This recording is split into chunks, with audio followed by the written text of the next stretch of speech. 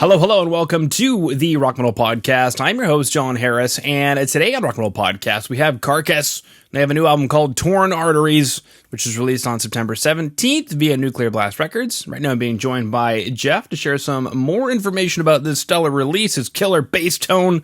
What else have we got? How to dance. So, Jeff, welcome to the show. Hello, Mr. Harris. Thank you for having me. Absolutely. Great to have you on. A real pleasure indeed. Now, a couple of things I wanted to ask. First off, just a big, wide brushstroke of a question. Is Torn Arteries' 7th studio album, 8 years since Surgical Steel. What did you guys set out to do with this record? Fulfill our contract with Nuclear Blast.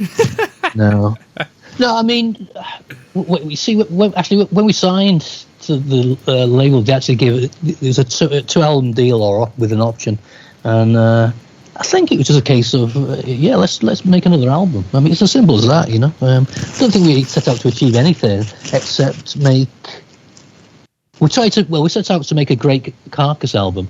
I'm not sure if we've achieved that. I think we managed to make a good one. I'm not sure it's great, but we made a good, strong Carcass album, and that's all we've really set out to achieve. We're not set out to revolutionize music or change the world. We just wanted to make an album that hopefully pleases our small legion of fans, you know? Mm-hmm. Exactly. Which is part of the reason that you're able to live in a castle in the Highlands, because... That's it, exactly, yeah. Mm-hmm. Cool. Now, something you mentioned was, making a great Carcass album, and maybe just a bit in jest, but I'm curious, from your perspective, what goes into crafting a great Carcass song or a great Carcass album? If I knew, then we would use that magic and create it. I mean, I couldn't tell you. I mean, it's everything's subjective, isn't it? So, I mean, if you were to look at our streaming on Spotify, I mean, the song that has the most streams is Heartwork, and I don't personally think that's our best song, but there it is in black and white with the stats, so you can't argue. So what I might consider a good Carcass track might not be to someone else's tastes or to their palate. So it's not for me to say, you know. I really couldn't tell you. If I knew it, if I could bottle it, I would sell it. It's very true. Instead, you're bottling and selling music, which is, I guess its own thing. Or sweat. Or sweat. Yeah, that could work. Used bass strings, you could sell that. It's got all this sweat. Well, this is where we're going wrong. We really should be bottling our own beer and selling that like every other band does, but maybe we should start selling tea bags. I don't think any band's done that yet. No. English tea. Yeah, exactly. What is your tea of choice? Whatever's on offer. Whatever's cheap. Actually, I have to drink decaffeinated tea now. How lame is that? Wow, that's a sign of, dare I say, age, Jeff. It's a sign of alleged high blood pressure, which I don't believe in, but not taking any chances. But I mean, it's no wonder I was diagnosed with high blood pressure, because I think when I went to the doctor that morning, I'd had 6 cups of tea before I went in, and I'd been on the piss the night before, so... You know what I mean? No wonder I had high blood pressure when they tested me. But, yeah. Yeah. Sodium levels probably through the roof. All kinds of things that just, don't get you try and cut everything out, though. None of it works, so why bother? Exactly. Okay. Well, actually, you bring up a really interesting one because, as I was doing some research for the interview, not like I really had to do a whole lot, but obviously you mentioned Heartwork. Heartwork always comes up. That's kind of a fun one. Surgical Steel, I know, comes up quite a bit. I guess, where do you feel your favorite record is? What's your favorite one to perform anyway, I guess? Well, there's a difference between if I had to admit what my favorite album is, I'd probably say Symphony's the second album. I mean, I love the tracks we play live, because I can play them with blindfolded, and I like to cruise and take it easy, and there's no particular album that I like to perform songs from, it's I think the songs that we choose to perform live are the best songs, you know what I mean? There's a reason why we play them live. Yeah. What goes into crafting a set list? And that's kind of a broad question, because it kind of depends what you guys are playing with, but what would go into a set list? I think it's the songs that we're used to playing live. I don't think we like to throw any real curveballs in there. It's the songs that we know we can. There's some songs that we've never played live, and I don't think we ever will. I think it's songs that we think work well in a live environment. There's definitely songs that are too kind of, spastic sounding. Is that, can I get away with saying that? Is that politically incorrect? But you know what I mean? They're too kind of quirky and too odd and going off on a tangent that they really, it's like, it's not jazz, but it's just too kind of crazy that they don't really work well in a live environment. And we've learned to our cost that trying to play these songs live doesn't work. So we tend to stick to what we know is tried and tested and what works well. Yeah. Now that kind of brings up an interesting thing. Writing songs, playing them live, seeing how they react. Has that over time gone into changing how you guys write songs? Maybe on this new album it has, I think. I think Bill has definitely taken cues from a couple of tours that we've done by watching certain bands who will not name due to causing him some embarrassment. But he has had one eye on watching how certain parts of other bands' songs have gone down live and took some stylistic cues from that, I'm not ashamed to say. So it's not normally something that we really concern ourselves with, is someone going to like this song? How is it going to go down live? Normally it's a case of we just record something and then we worry about playing it live later. It's not something we normally are too considerate of. It's a case of, does this sound good? Yeah, great. We worry about, can we actually play it live later? Now that takes me, I mentioned in the beginning, the bass tone. Can you tell us about your bass tone on this record? Nothing too exciting. I think it was probably just an Ampeg amp I actually used the same bass that I used on Surgical Steel, which was a 1980s Mexican-made Fender Precision, which I borrowed off Leo Smee. And Leo Smee is famous for being one of the bass players in Cathedral. He very kindly lent me his guitar, which is a good solid guitar to record albums with. And I think as far as pedals are concerned, I normally use a Sans amp, but I couldn't swear that I used it in the studio. Not sure what pedal I used in the studio. It could have been a Sans amp, but it was an Ampeg amp. I can't remember the model. I think it's one of those modern reissues of the kind of classic head.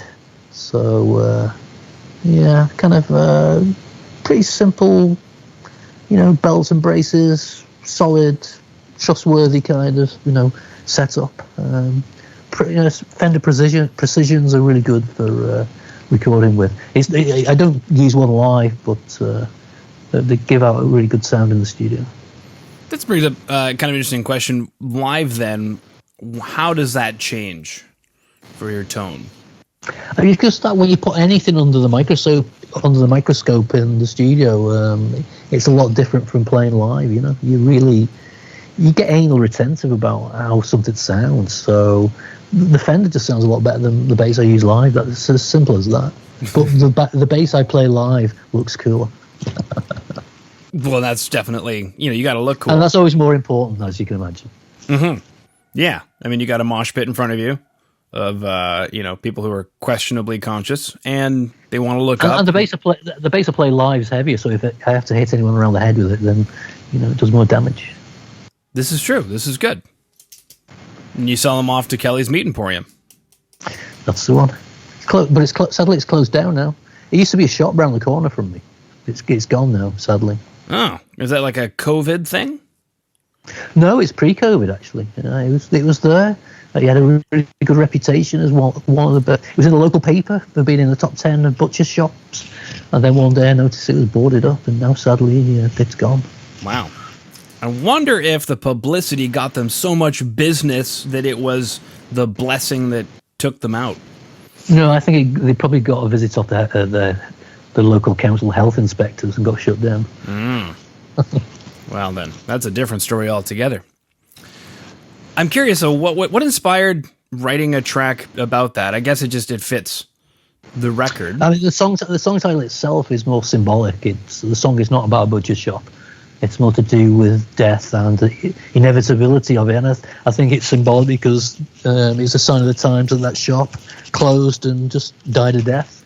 So I like the fact that it was kind of a local institution to me in Liverpool, and I like the kind of having the kind of Beatles, Kinks references to something quintessential English. So yeah, some of the titles are a bit more avant-garde. I mean, on this record, they're not to be taken literally, a bit more playful. So.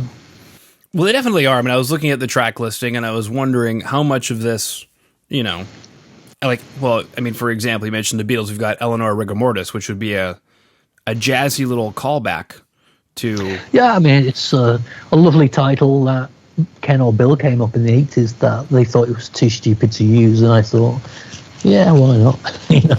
I liked the title and I like having that connection to the past, and yeah. Yeah, it's a fun one. You guys are right up there with the Beatles and the Kinks, and you're just, Oh yeah, we're as classic, as those bands, Everybody hangs out with each other. You're probably just hanging out with Ringo the other day, I bet. Yeah, if only I could get to Los Angeles, then of course I would be. I don't think he's lived in Liverpool for like 60 years, Is it a place that you wouldn't want to live in? Los Angeles or Liverpool? Liverpool. I've never been. You live in Liverpool. I'm not sure if I want to live in Liverpool, but I do. I mean, to be fair, it's okay here, and the airport's not too far away, so Yeah. Now, is the record then? You mentioned death and inevitability. Is there like a theme that ties this record together, or is it just these? It's not a concept album. I mean, it's kind of the theme is the restrictions placed on Carcass. I mean, all Carcass for the most part. The songs are about death and gore and all that kind of stuff. So. Yeah, I mean, it's the theme. The themes are just pure Carcass, Mm-hmm. Now, I could have looked this up myself, but I figured you're here, so I'll ask out of pure ignorance: what is Ixtab, or who is Ixtab, and why are we dancing? She's the main goddess of suicide by hanging, and she's trying to seduce you. She's playing a game of hangman with you. The game hangman with pen and paper. Mm-hmm. She's trying to beat you. She's trying to entice you with a sexualized dance to see if she can take you with you, and it's up to you whether you can defeat her or not. Wow, kind of like a Siren of the Sea, but a little bit different. Yes, exactly. Yeah. Okay. Well, now I understand. That's dark. Every Carcass song is dark, isn't it? There's always comedic undertones. I mean, there's so many references in that song to lap dancing moves. It's unbelievable. It's kind of that's why it's kind of a stripper song, Yeah, lyrical genius, we'll call it. Or stupidity, depends on where you're coming from. Mm-hmm. Very true. And I see that it's in the key of B, so that's kind of one that came... I mean, Bill, of course, being pedantic, had to correct me. It's actually in A, but we're tuned to B, so I'm saying B. Okay. All right, so tuned to B, key of A. Now, I'm curious, because that one came up, obviously, when I was doing all the research. You guys were the forefronters. I don't know about that, really. But, tuning down really low but sounding super tight. Obviously, that's been a mainstay. Silly question. Why is that, Jeff? For vocals? Why did we tune to B? Yeah. Because Bill was playing in Napalm Death at the time. I think they were dropped C or something like that. And we just thought, let's be heavier than all our contemporaries, Napalm or Death or Morbid Angel or whoever. We thought... Let's go to B, and B makes sense because it's one octave below concert pitch, so that's why we went that way. Musically, it makes sense. So no, it's not to do. We just in that kind of stupidity, teenage idiocy. We thought it just sounded heavier, and it does sound heavier. I mean, why do you think almost every modern metal band tunes to B now? True. I'm not being a braggart or whatever, but we set a standard. I mean, the only person I know that the only artist I can think before that would tune to B would be someone like Leadbelly, the blues guitarist, which was accidental. I mean, there were probably jazz musicians that we never heard, and I know there's baritone guitars, but as far as rock and roll is concerned, we were definitely the originators, because even when I've Googled it, I can't find any other band that was doing this in 1986. And I know which bands we influenced that then went on to influence modern metal. And, I'm sorry, I'm not trying to blow my own trumpet, but there you go. I mean, we've never got rich out of this, and we never get the credit for it, but there is our impact on modern music, for better or worse. Yeah. Well, I mean, I think there's definitely some credit there, doing some research, especially into heartwork and surgical steel. What's the guitar tone on it? And then I think actually one of the missed points is the fact that it's tuned down to B, because people are trying to do it in standard tuning, and it doesn't sound that heavy. I'm like, well, you kind of up a fifth from where you need to be. We put the PV5150 on the map as well. The Van Halen amp. We definitely weren't imitating anyone. I mean, we were probably the first band in the studio in Europe or the UK to use the amp, and now everyone uses, the whatever the replacement was, the PV6050 or whatever, or the Fender 5150. So, but we don't get any royalties from Fender or PV as a thank you. We do get free amps off Fender though, so thank you very much. Well, that's good. And I read that it was Marshall Governor that was boosting the 5150. Yeah, well, there was also a Marshall Jubilee blended into the mix as well. I mean, there was a lot of studio trickery that went into that guitar tone and artwork. A lot of there's a lot of pre-graphic equalizers and post-graphic equalizers. But to be, in all honesty, the biggest secret was the mixing desk, because even though we tracked the album in the main studio in a studio called Parr Street in Liverpool, we were really finding it hard to get a good guitar sound.